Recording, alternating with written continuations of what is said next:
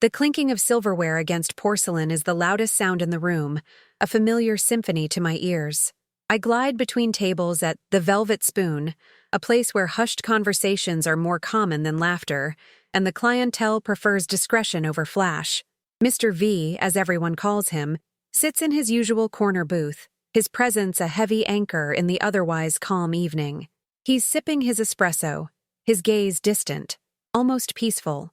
My tray is balanced perfectly, a fresh pot of coffee steaming gently. Then, the world shatters. Glass explodes inward, a deafening roar ripping through the quiet. Figures in dark masks burst through the shattered window, weapons raised. My heart leaps into my throat, but my feet are already moving, an instinct I didn't know I possessed, pulling me directly into the path of danger, towards Mr. V. The deafening crack of the first shot echoes through the small, usually tranquil restaurant, a sound so utterly alien to my mundane existence that for a split second, my mind refuses to process it. It's a primal, guttural noise that rips through the delicate fabric of the evening, instantly transforming the familiar comfort of the Velvet Spoon into a scene of unimaginable terror.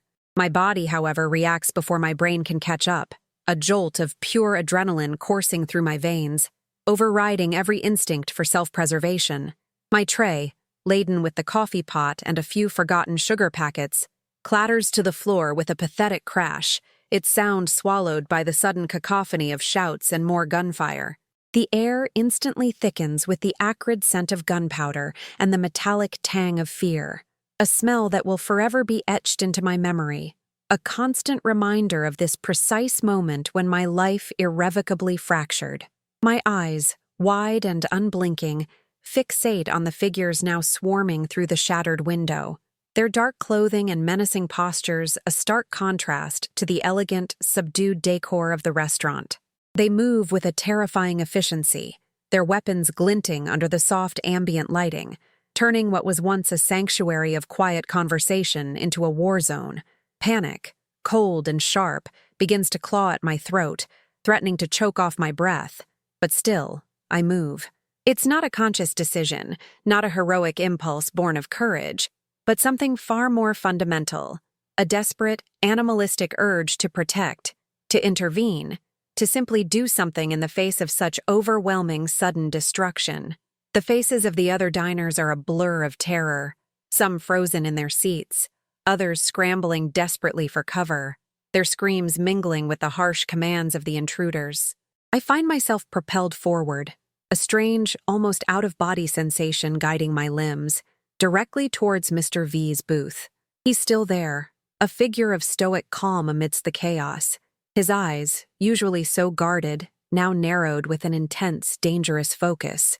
His hand, which moments ago held a delicate espresso cup, now rests on something unseen beneath the table, a silent promise of retaliation. My movement is clumsy, driven by sheer instinct, but it's enough. As one of the masked figures raises their weapon, aiming directly at Mr. V, I instinctively lunge, a desperate, unthinking blur of motion. My body, thin and unassuming, becomes a momentary shield, a fragile barrier between the target and the impending impact, a decision made in the blink of an eye that will forever alter the trajectory of my quiet, unremarkable existence. The force of the impact isn't what I expect. It's not a bullet, but the sheer momentum of my own desperate lunge that throws me off balance, sending me sprawling across the worn leather of the booth, my body awkwardly twisted.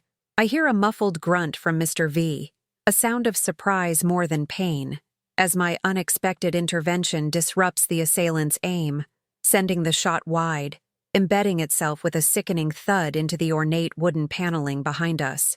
The air vibrates with the near miss, a chilling testament to how close we came to a different, far more tragic outcome. My breath catches in my throat, a ragged gasp, as the reality of what just happened begins to sink in, a cold dread seeping into my bones. My heart hammers against my ribs, a frantic drumbeat against the backdrop of continued gunfire and shattering glass. Suddenly, strong hands are on me, not gentle, but not violent either, pulling me roughly but effectively from the booth. It's one of Mr. V's men, his face grim and unyielding, his eyes scanning the room with an almost predatory intensity. He doesn't speak, doesn't offer a word of comfort or explanation, simply maneuvers me with practiced ease, pushing me low, urging me towards the back exit, a route I know well from countless shifts spent clearing tables and taking out trash. The world outside the booth is a maelstrom of flashing lights, distorted shadows, and the terrifying symphony of violence.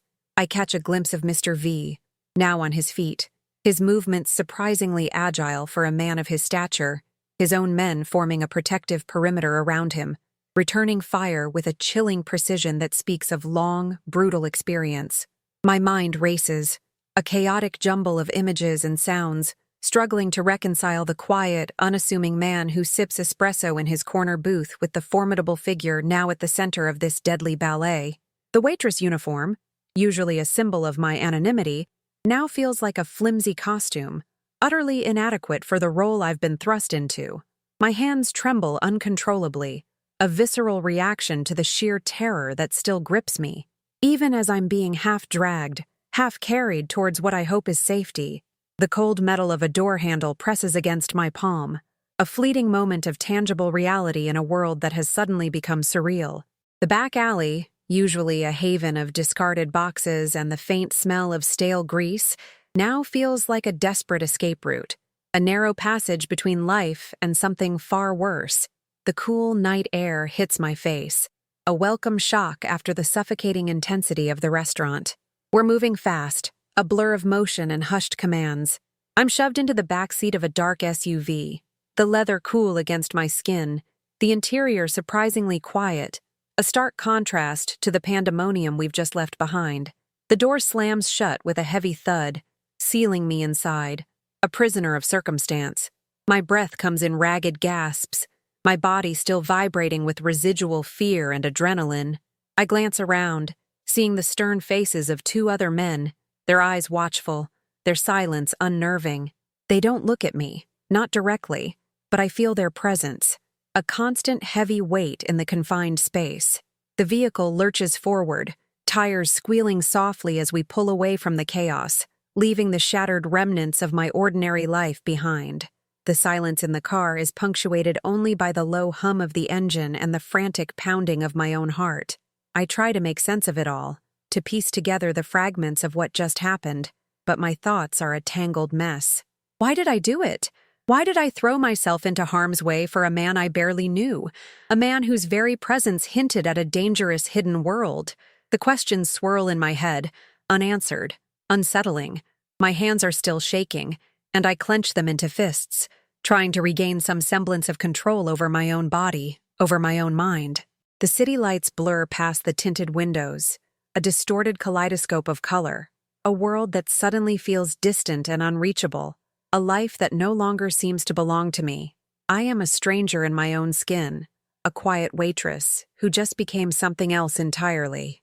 The car continues its journey, a silent, relentless progression into the unknown. I steal a glance at the man beside me, his profile etched against the passing streetlights, his expression unreadable. He's one of Mr. V's men, I assume, a silent guardian, a shadow. I want to ask questions, to demand answers, to understand what is happening, but the words catch in my throat, choked by a fear that is both paralyzing and strangely exhilarating. This isn't my world, not even close. My world is about tips, closing shifts, and the quiet satisfaction of a perfectly brewed coffee. This new reality, however, is a brutal awakening, a sudden, violent immersion into a clandestine existence where loyalty is currency and danger lurks in every shadow. The weight of my impulsive act settles heavily upon my shoulders, a burden I never asked for, a responsibility I don't know how to carry. My mind drifts back to the moment, the split second when instinct took over. Was it fear?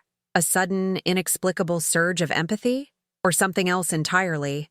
A dormant part of myself awakening under duress? I don't have the answers, and the lack of understanding is almost as terrifying as the event itself. The man in the passenger seat shifts slightly, his movement subtle, almost imperceptible, but it sends a fresh jolt of anxiety through me. I am under their protection, yes, but also under their control. The distinction is a fine line, easily blurred in this new, dangerous landscape. The thought of my small apartment, my worn books, my predictable routine feels like a distant dream, a life that has vanished in a hail of gunfire and shattered glass. I am adrift, untethered, propelled by forces I don't comprehend, into a future I cannot begin to imagine. The car finally slows, turning off the main road onto a winding, unlit path. Tall trees loom on either side, their branches forming a dark, impenetrable canopy overhead, obscuring the moon and stars. The silence outside is absolute, a stark contrast to the urban hum we just left. It feels remote, isolated, a place where secrets are kept and questions go unanswered. My stomach clenches with a fresh wave of apprehension. Where are they taking me? What do they want? The questions are relentless, a buzzing swarm in my mind, but I know better than to voice them. The men around me exude an aura of quiet authority, a silent understanding that their word is law, their actions unquestionable.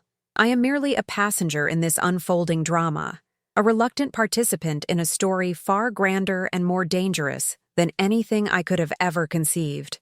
The vehicle pulls up to a large, modern mansion, isolated and imposing, its sleek lines and dark windows giving it an almost fortress-like appearance. Security cameras are visible at strategic points, their unblinking eyes watching our approach. The gates, heavy and wrought iron, swing open silently, revealing a meticulously manicured driveway. This place screams power, wealth, and an impenetrable secrecy. It's a world away from the humble restaurant, from my small, unassuming life.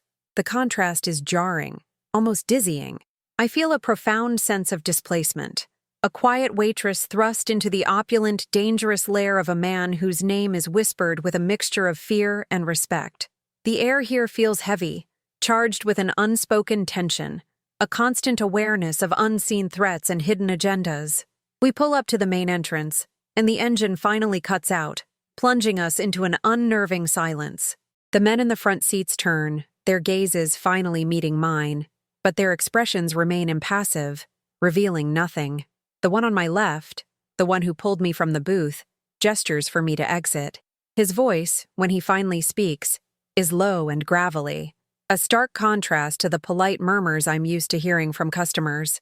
"Out," he simply states, his tone leaving no room for argument or hesitation. My legs feel like lead, heavy and unresponsive, but I force myself to move, to push open the heavy car door and step out into the cool night air. The mansion looms over me, a silent, watchful giant, its dark windows reflecting the faint glow of the distant city, a world I feel increasingly disconnected from. My feet touch the cold, polished stone of the driveway, and I shiver, partly from the chill in the air, partly from the lingering shock. The gravity of my situation presses down on me, a suffocating weight. I am no longer just a waitress. I am a witness, a participant, an unexpected variable in a dangerous equation. The men escort me towards the heavy oak doors, their presence a constant, silent reminder of my new reality. I glance back at the SUV, then at the distant lights of the city, a desperate, fleeting wish to rewind time, to undo the moment I lunged forward. But the past is gone, shattered like the restaurant window, and all that remains is this terrifying, uncertain present.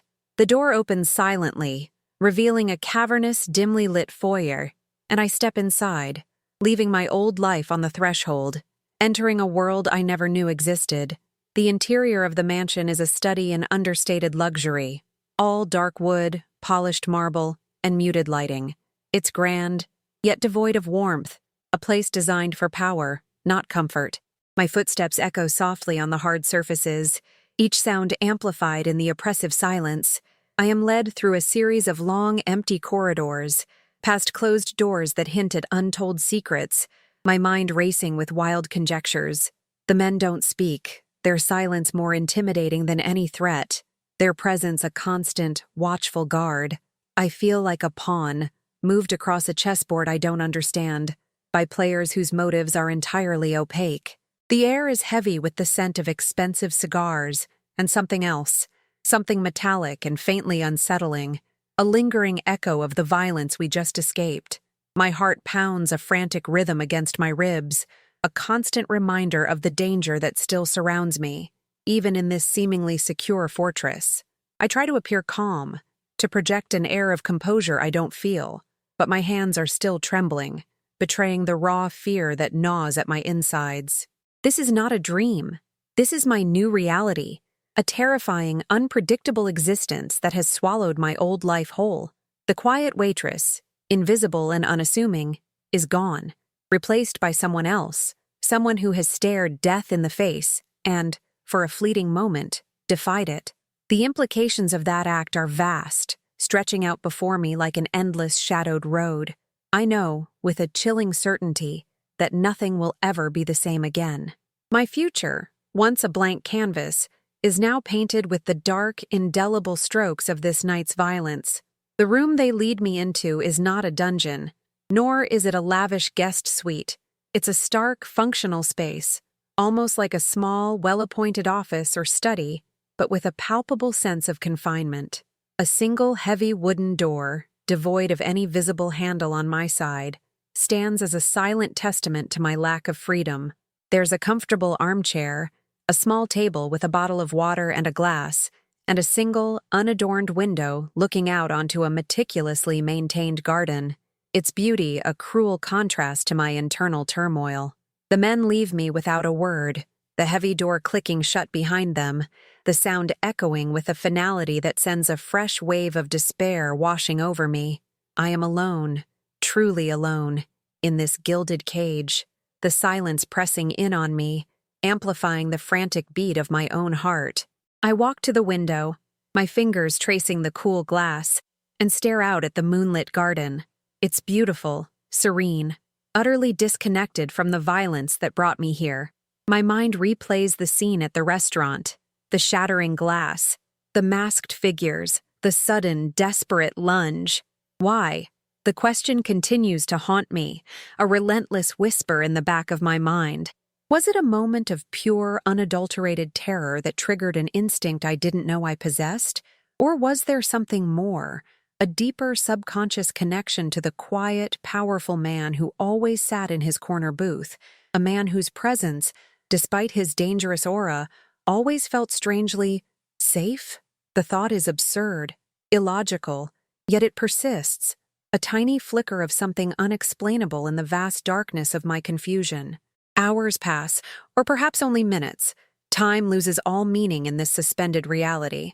I pace the small room, my restless energy a stark contrast to the stillness around me. Every shadow seems to hold a secret. Every creak of the old house sends a jolt of anxiety through me. I try to rationalize, to find a logical explanation for my predicament, but there's none. My life was simple, predictable, almost painfully ordinary. Now, I am a pawn in a game I don't understand, caught between rival factions, my very existence a testament to an impulsive act of defiance. The water on the table remains untouched.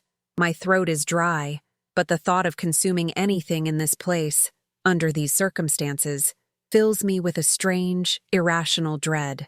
I am a stranger in a strange land, and every fiber of my being screams for the familiar comfort of my old life.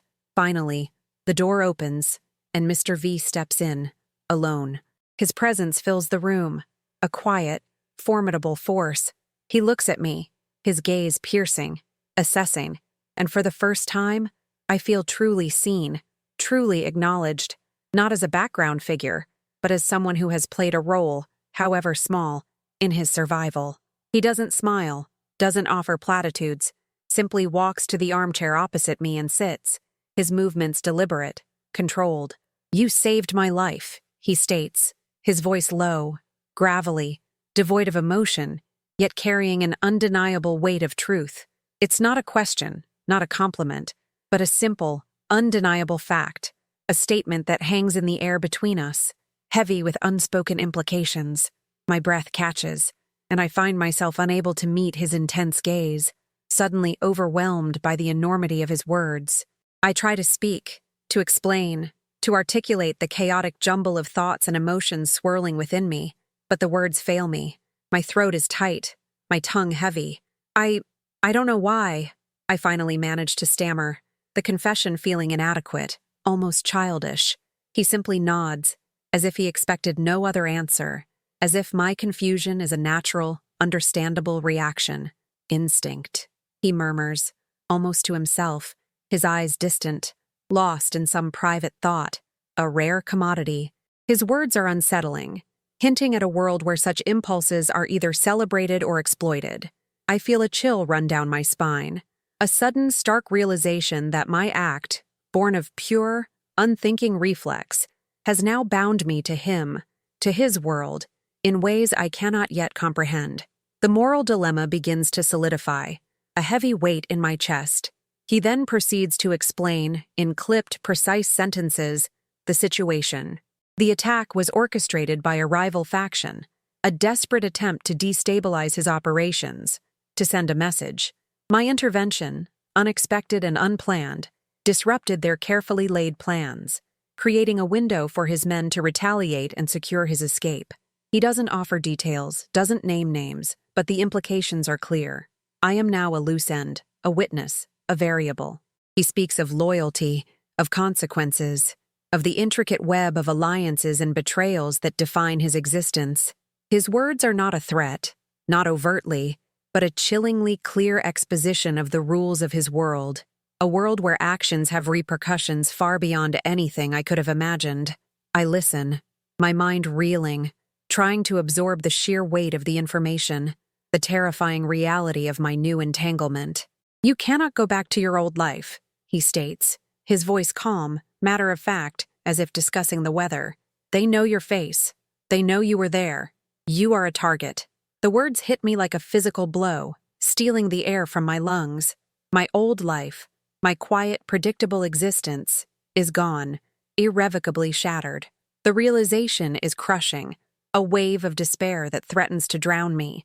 I want to scream, to protest, to demand my freedom, but the words die in my throat. He is right. I saw their faces, or at least their masks. They saw mine. There is no going back. The moral dilemma intensifies, transforming into a stark choice: embrace this new, terrifying reality, or face an uncertain, dangerous fate alone. The choice, though unspoken, feels already made, dictated by the brutal circumstances of this night. He offers me a choice, though it feels more like a carefully veiled command. I can remain here, under his protection, an asset, a silent observer, or I can attempt to disappear, to vanish into the shadows. A path he warns is fraught with unimaginable peril. His words are not a plea, but a cold, calculated assessment of my options, or rather, my lack thereof. "We can protect you," he says, his gaze unwavering, "but you will be part of this." The phrase, "part of this," hangs in the air, heavy with unspoken meaning, hinting at a life of constant vigilance, of moral compromises, of an existence far removed from the simple rhythm of my past. I look at him, at the lines of experience etched around his eyes, at the quiet power that emanates from him, and I know, with a chilling certainty, that this is not an offer, but a new beginning, whether I want it or not.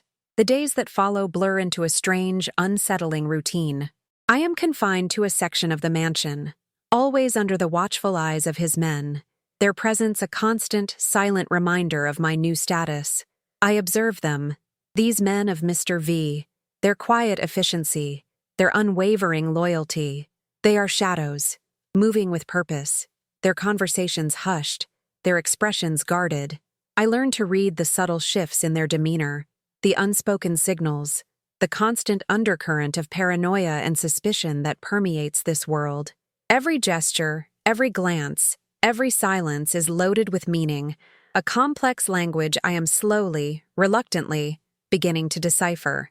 My fear, though still present, begins to mingle with a strange, almost morbid curiosity, a desire to understand the mechanics of this hidden empire. Mr. V visits me occasionally, his visits brief, his questions probing. He doesn't ask about my past, my personal life, but about my observations, my perceptions, my instincts. He seems to value a certain kind of raw, unvarnished truth, a perspective untainted by the cynicism and hardened pragmatism of his own world. I find myself answering honestly, my quiet nature giving way to a surprising candor. I tell him what I see, what I feel, the subtle tensions I detect, the unspoken anxieties. He listens, his gaze intense, his mind always working, always calculating. I realize, with a jolt of unsettling clarity, that I am not merely a witness, but an unwitting informant, my innocent observations becoming valuable pieces in his intricate game of power and survival. My involvement deepens, not through choice, but through the insidious creep of circumstance. The moral compromises begin subtly, almost imperceptibly. I overhear conversations, witness transactions, see things that would have once horrified me. But now, they simply register as facts, as parts of this new, brutal reality. My conscience, once so clear and unburdened, begins to fray at the edges, stretched thin by the constant exposure to a world without clear lines of right and wrong. I find myself justifying, rationalizing, adapting. The quiet waitress, with her simple moral compass, is slowly being eroded, replaced by someone harder, someone more pragmatic, someone who understands that survival in this world often requires a certain degree of complicity. The transformation is unsettling, a quiet horror unfolding within me, a silent surrender to the insidious pull of this dangerous new existence. One evening, Mr. V presents me with a task, a seemingly innocuous request that nonetheless sends a shiver down my spine. He needs a message delivered, a package exchanged in a public place, a place where my unassuming appearance would draw no suspicion. "You are invisible," he states, his eyes holding mine, a quality we now need. The words are a chilling reminder of my past anonymity, now weaponized, turned into a tool for his purposes. My heart pounds, a frantic drumbeat against my ribs. This is it, the true test, the moment where my passive involvement transforms into active participation. The moral dilemma screams in my head, a cacophony of fear and resistance, but the unspoken threat of what happens if I refuse hangs heavy in the air, a silent, suffocating weight. I agree, my voice barely a whisper, the word feeling alien on my tongue. The preparation is meticulous, precise. I am given instructions, codes, a burner phone, a route. The men watch me, their expressions unreadable, their silence a constant pressure. I feel like an actress, rehearsing a role I never auditioned for, a part in a play with deadly consequences. The fear is a cold knot in my stomach, but beneath it, a strange, almost defiant resolve begins to stir. If I am to be part of this, then I will do it, not out of loyalty, but out of a desperate, primal need to survive, to prove to myself that I am more than just a quiet waitress, more than just a pawn. The line between my old self and this new, dangerous persona blurs further, dissolving into a murky, unsettling gray. The day of the task arrives, and I step out of the mansion, into the bustling anonymity of the city, a world that now feels both familiar and utterly alien. My clothes are ordinary, my demeanor unassuming, but inside, I am a coiled spring of nerves and adrenaline. Every face I pass seems to hold a hidden threat, every shadow a potential danger. The paranoia is a constant companion, a whispering voice in my ear, urging caution, demanding vigilance. I follow the instructions precisely, my movements practiced, almost robotic. The package exchange is swift, seamless, a fleeting moment of contact with a stranger whose eyes hold the same guarded intensity as Mr. V's men. I feel a strange mix of relief and exhilaration, a dangerous thrill that sends a jolt through my system. I have done it. I have crossed the line. Returning to the mansion, I feel different, subtly but profoundly changed. The fear is still there, a lingering echo, but it is now tempered by a newfound sense of capability, a chilling awareness of my own potential for action in this brutal world. Mr. V greets me with a slight nod, a silent acknowledgement of my success. He doesn't offer praise, doesn't need to. The unspoken understanding between us is enough. I am no longer just a witness. I am an operative, a small, unassuming cog in his vast, dangerous machine. The moral compromises have solidified, becoming a part of my new reality. There is no easy way out, no simple return to the quiet life. I am in, irrevocably, and the only path forward is deeper into the shadows, into the heart of this dangerous, unpredictable existence. The night brings a restless sleep, haunted by fragmented images of the day's events, the faces of strangers, the weight of the package in my hand. I wake with a start, the lingering sense of unease a constant companion. My new reality is a cage, yes, but it is also a strange kind of freedom, a liberation from the mundane, a forced confrontation with the raw edges of existence.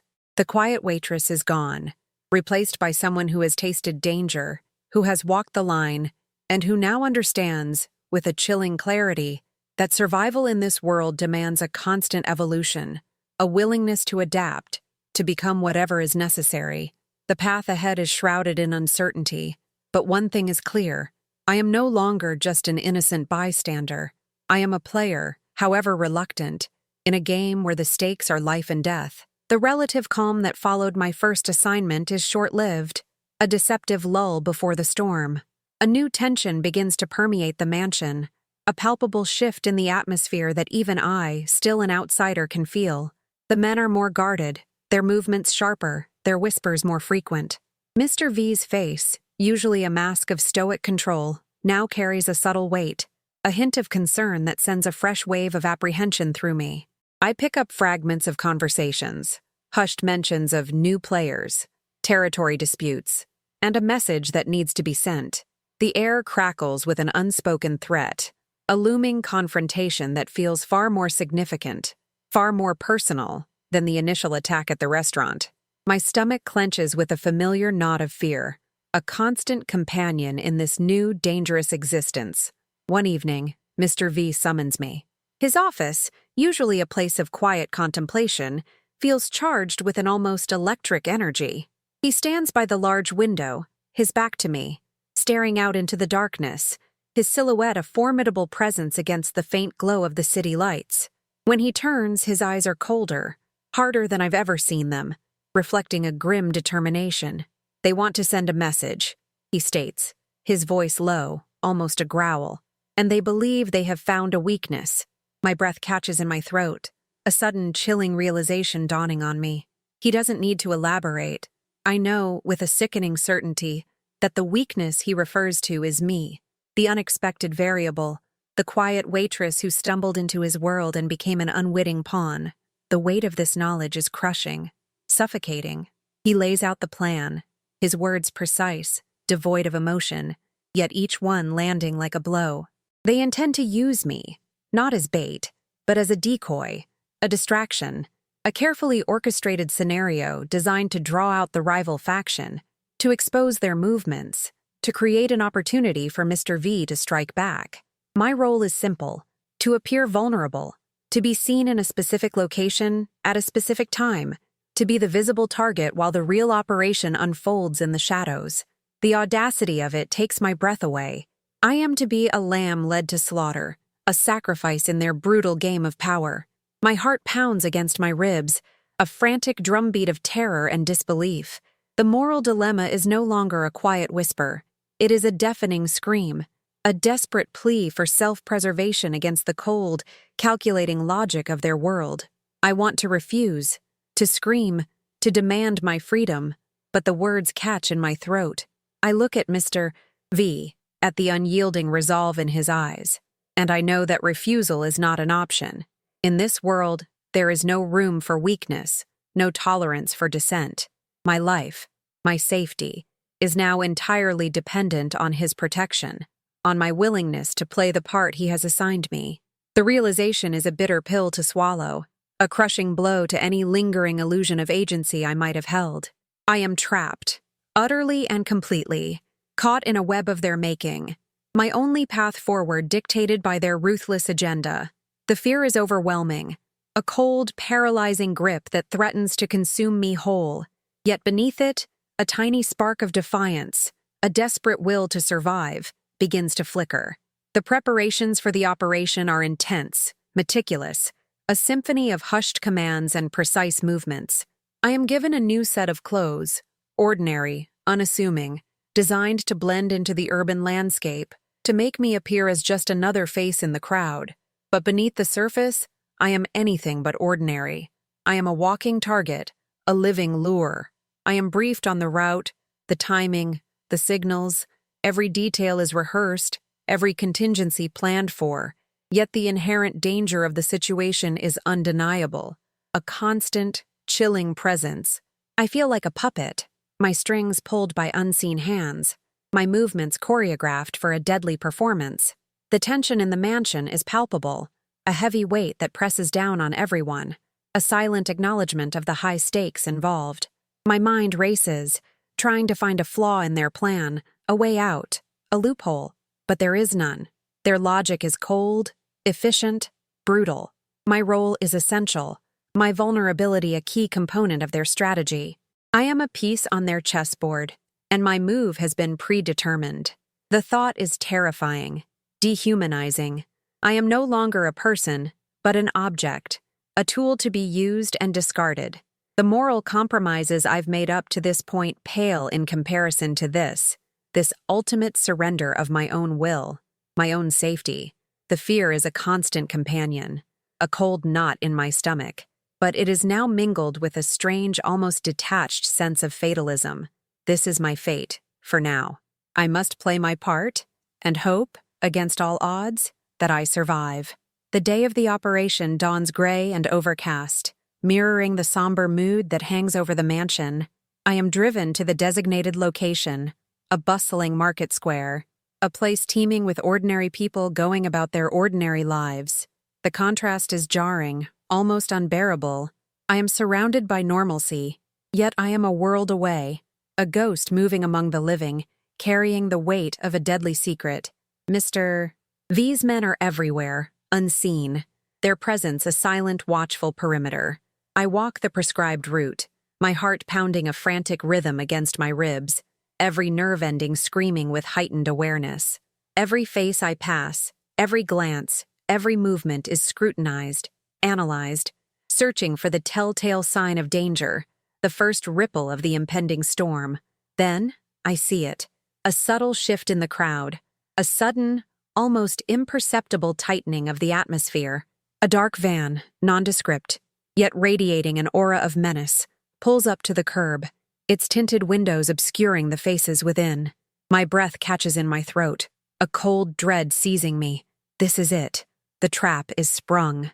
My legs feel like lead, heavy and unresponsive, but I force myself to continue walking, to maintain the illusion of normalcy, to play my part. The paranoia is overwhelming, a suffocating blanket that threatens to choke me. I feel their eyes on me, the unseen predators closing in, their hunger palpable. The world narrows to a single point of terrifying focus: the van, the crowd, and the desperate, primal urge to survive. Suddenly, chaos erupts.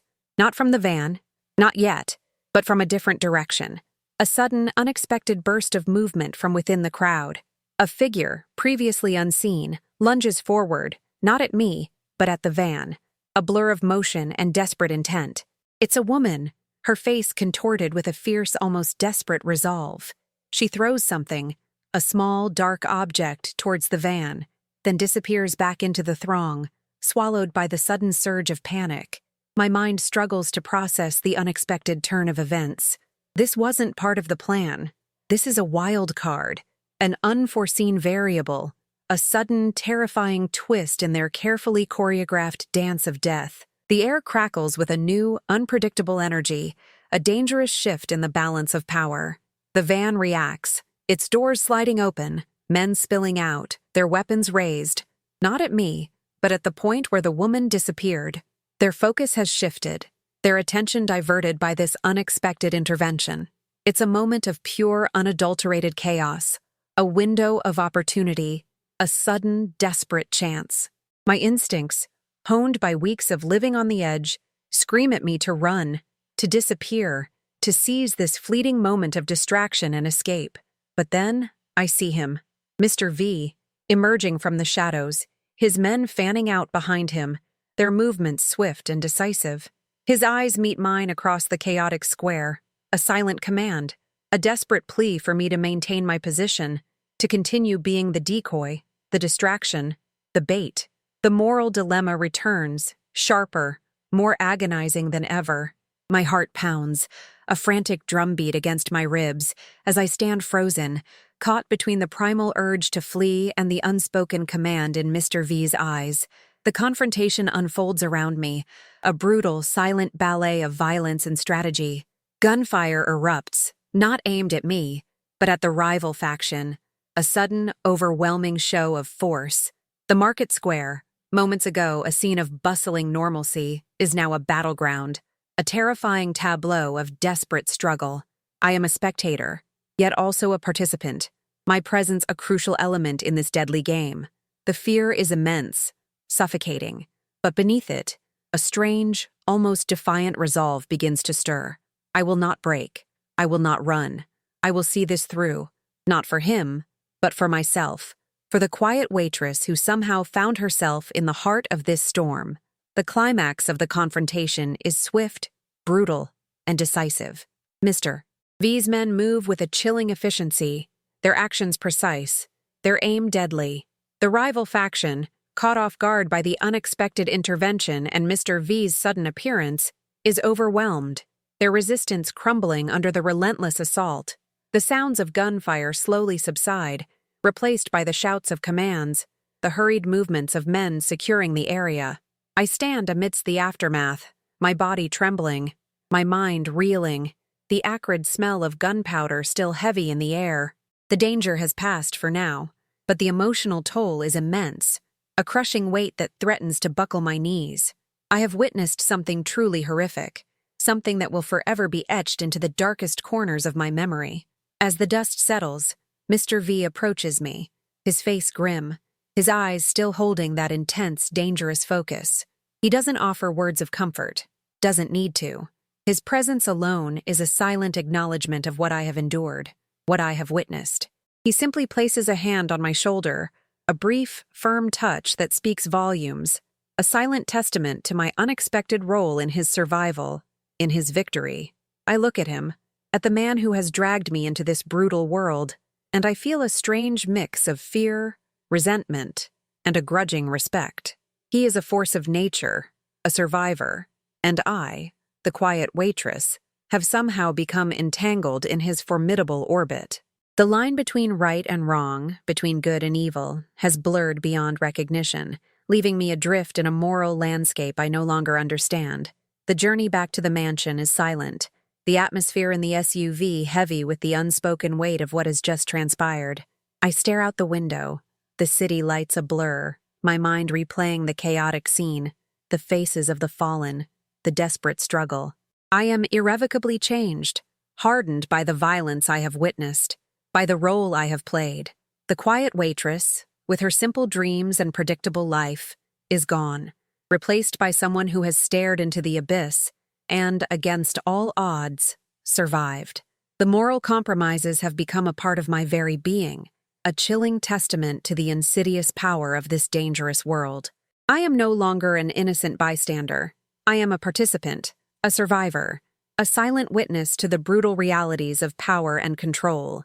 The mansion, once a gilded cage, now feels like a sanctuary, a place of temporary respite from the relentless dangers of the outside world.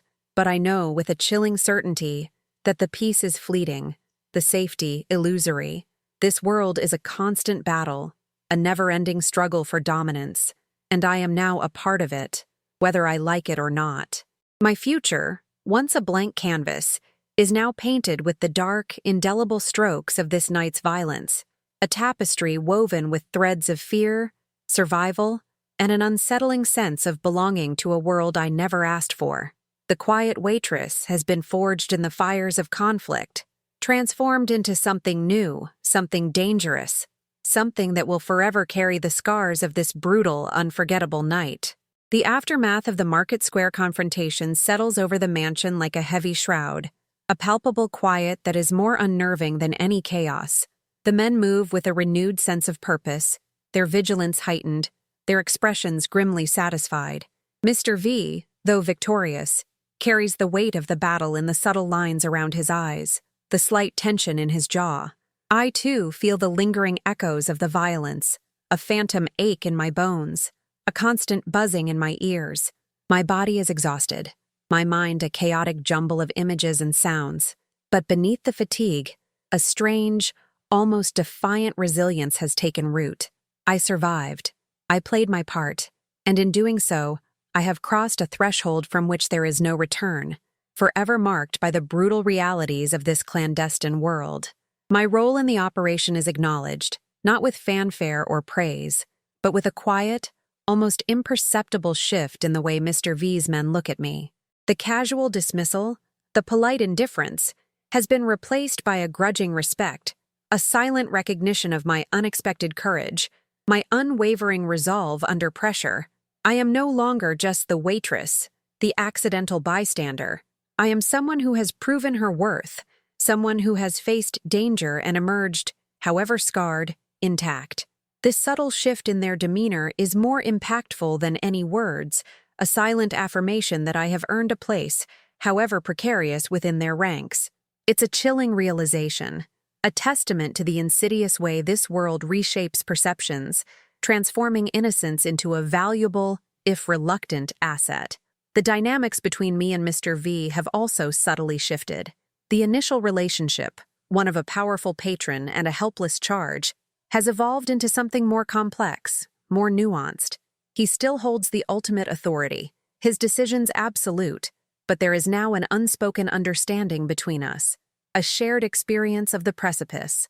He consults me, not on strategy or tactics, but on observations, on the subtle undercurrents of emotion and intent that his hardened men might overlook. My quiet nature, once a weakness, is now a strength, allowing me to perceive details that escape those accustomed to the louder, more overt displays of power. I am his eyes and ears in a way no one else can be, a silent observer whose insights hold an unexpected value in his brutal calculus. The ambiguity of my new position is a constant source of internal conflict. Am I a prisoner, still confined to the mansion, my movements restricted, my freedom curtailed? Or am I an asset, a valuable resource whose unique perspective is now indispensable? The lines blur, intertwining into a complex web of dependence and control. I am protected, yes, shielded from the dangers of the outside world, but that protection comes at a cost, a silent surrender of my autonomy, my old life, my very identity. The moral compromises I've made weigh heavily on my conscience, a constant nagging reminder of the person I once was, the person I am slowly, irrevocably, losing in the shadows of this dangerous existence.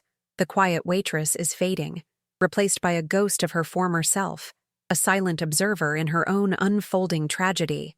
The thought of returning to a normal life, to the mundane rhythm of my old existence, now feels utterly alien, almost laughable. How could I go back to serving coffee, to making small talk, to pretending that the world outside my small apartment was anything but a brutal, unforgiving battleground?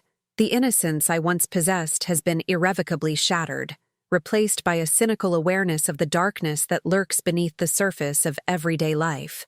The constant paranoia, the heightened vigilance, the ingrained suspicion of strangers, these are now a part of me, indelible marks left by my immersion in Mr. V's world.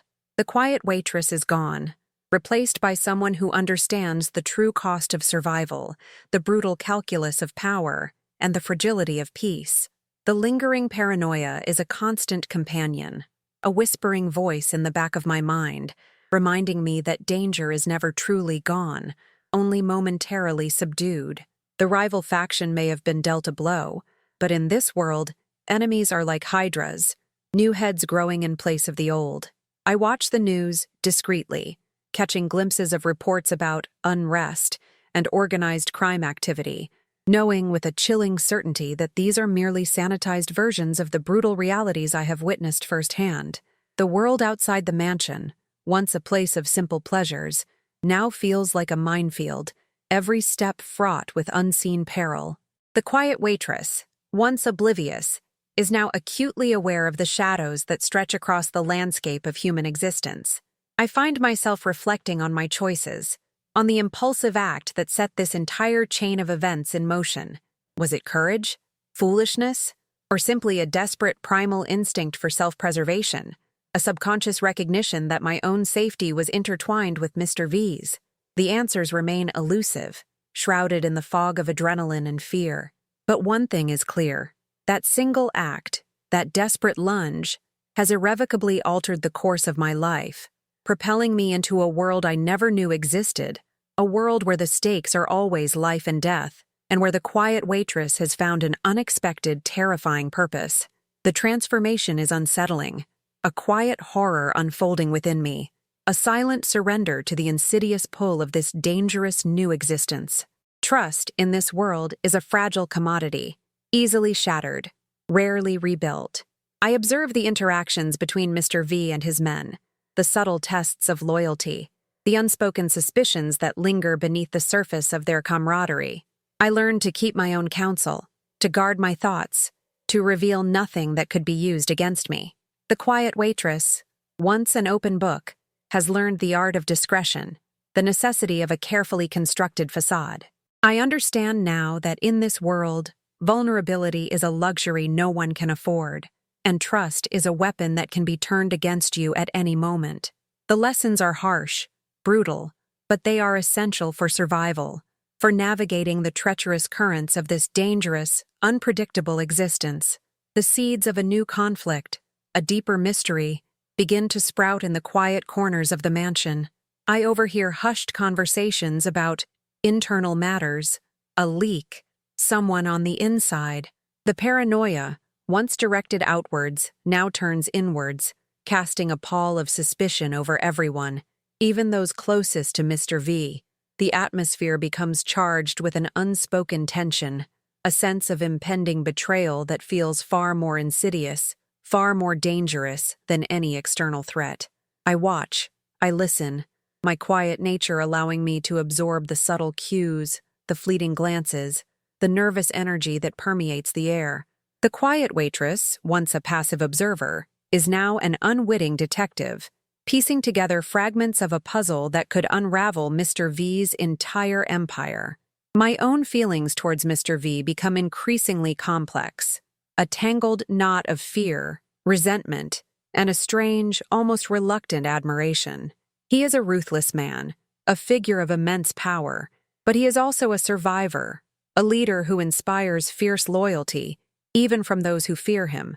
I am still his captive in a sense, but I am also, in a strange, unsettling way, his confidant, his unexpected ally. The quiet waitress, once so quick to judge, now understands the nuances of survival, the brutal choices that must be made in a world without easy answers. The moral landscape is a shifting, treacherous terrain, and I am learning, slowly and painfully, to navigate its perilous paths, my own moral compass spinning wildly in the face of such overwhelming complexity. The realization that I am irrevocably changed, hardened by my experiences, is a chilling one. The soft edges of my personality have been worn away, replaced by a steely resolve, a pragmatic acceptance of the brutal realities of this world. The quiet waitress, once so easily startled, now moves with a quiet confidence, her eyes sharper, her senses more acute. I have shed the skin of my old self, emerging as someone new, someone forged in the crucible of fear and survival. The transformation is complete, a silent internal revolution that has redefined my very being. I am no longer just a bystander. I am a survivor, a participant, a silent witness to the unfolding drama of power and betrayal. The uncertainty of my future is a constant nagging presence, a question mark that hangs over every waking moment. Will I ever truly be free? Will I ever escape the gravitational pull of Mr. V's world? Or am I destined to remain a shadow, a silent operative in his dangerous game, forever bound by the choices I've made, by the life I've been forced to embrace? The answers are elusive, shrouded in the mists of an unpredictable future. But one thing is clear: the quiet waitress, with her simple dreams and predictable life, is gone, replaced by someone who understands the true cost of survival, the brutal calculus of power, and the fragility of peace. I am a new person, a product of circumstance, a survivor in a world that demands constant vigilance and an unwavering will to endure. The quiet understanding that this is my new reality, for better or worse, settles over me with a profound sense of resignation. There is no going back, No undoing the choices. No erasing the experiences. My life has been irrevocably altered, reshaped by the forces that govern this clandestine world. The quiet waitress, once a symbol of anonymity, is now a silent player in a game where the stakes are always life and death, and where every move carries the weight of unforeseen consequences. I have adapted, I have survived, and in doing so, I have become something I never imagined, something both terrifying and strangely empowering. The journey has been brutal, the transformation profound, and the path ahead remains shrouded in an unsettling yet compelling mystery. The mansion, once a symbol of my captivity, now feels like a strange kind of home, a place where I have found an unexpected if unsettling purpose. The men, once intimidating shadows, are now familiar faces, their quiet presence a constant, if sometimes unnerving comfort. Mr. V, once a distant, formidable figure, is now a complex, enigmatic leader whose trust I have, against all odds, earned. The quiet waitress has found her place, not in the bustling anonymity of a restaurant, but in the silent, dangerous heart of a hidden empire. My future is uncertain, my freedom a distant dream, but I am alive, I am aware, and I am, in my own quiet way, a survivor, ready to face whatever new challenges this brutal world throws my way. The days bleed into weeks, each one a testament to my new, unsettling reality. The mansion, once a gilded cage, has become a strange kind of sanctuary, a fortress against a world that now feels both distant and intimately dangerous. My old life, the quiet rhythm of serving coffee and fading into the background, is a ghost, a faint memory that occasionally flickers at the edges of my consciousness, only to be extinguished by the stark, undeniable present. I move through these opulent halls with a quiet purpose, my senses sharpened, my observations keen. The men, once intimidating shadows, now acknowledge me with nods and glances that speak of a shared understanding, a silent recognition of the crucible we've all endured. I am no longer just a witness. I am a part of this intricate, brutal tapestry, woven into its very fabric by an act of impulsive courage. My transformation is complete, a silent internal revolution that has redefined my very being, leaving behind the quiet waitress and forging something new, something resilient, something undeniably dangerous. My role within Mr. V's organization has solidified, evolving beyond mere observation. I am his eyes and ears in places his hardened men cannot reach, my unassuming demeanor a cloak of invisibility in a world obsessed with appearances. I handle delicate communications, gather subtle intelligence, and navigate the treacherous currents of information that flow through the city's underbelly, my quiet presence drawing no suspicion. The moral compromises, once a source of agonizing internal conflict, have become a part of the landscape, a necessary evil in a world where survival often demands a certain degree of complicity. I find a strange, unsettling power in this new agency, a quiet strength that belies my outward calm. The fear is still there, a constant low hum beneath the surface, but it is now tempered by a pragmatic acceptance, a chilling understanding of the game and my unexpected, vital part in it. Yet the peace is always fragile, the safety always conditional. The whispers of new threats, of shifting alliances and simmering resentments, never truly cease. The rival faction, though wounded, is not broken, and the constant vigilance required to maintain Mr. V's position is a relentless, exhausting burden. I see the toll it takes on him, the subtle lines of fatigue around his eyes, the moments of quiet contemplation that hint at the immense pressure he carries. And I know, with a chilling certainty, that my own future is inextricably linked to his, that the quiet waitress who once dreamed of simple things is now bound to a destiny far grander and infinitely more perilous. The resolution is not an end, but a new beginning, a perpetual state of readiness, a constant dance on the edge of a knife, where every step is measured, every glance holds meaning, and every silence is pregnant with unspoken threats. I stand by the window of my room, looking out at the city lights twinkling in the distance, a vast, complex web of lives and secrets. The person I was, The quiet waitress, with her predictable routine, feels like a character from a forgotten story. I am someone else now, forged in the crucible of violence and betrayal, hardened by the brutal realities of a world I never knew existed.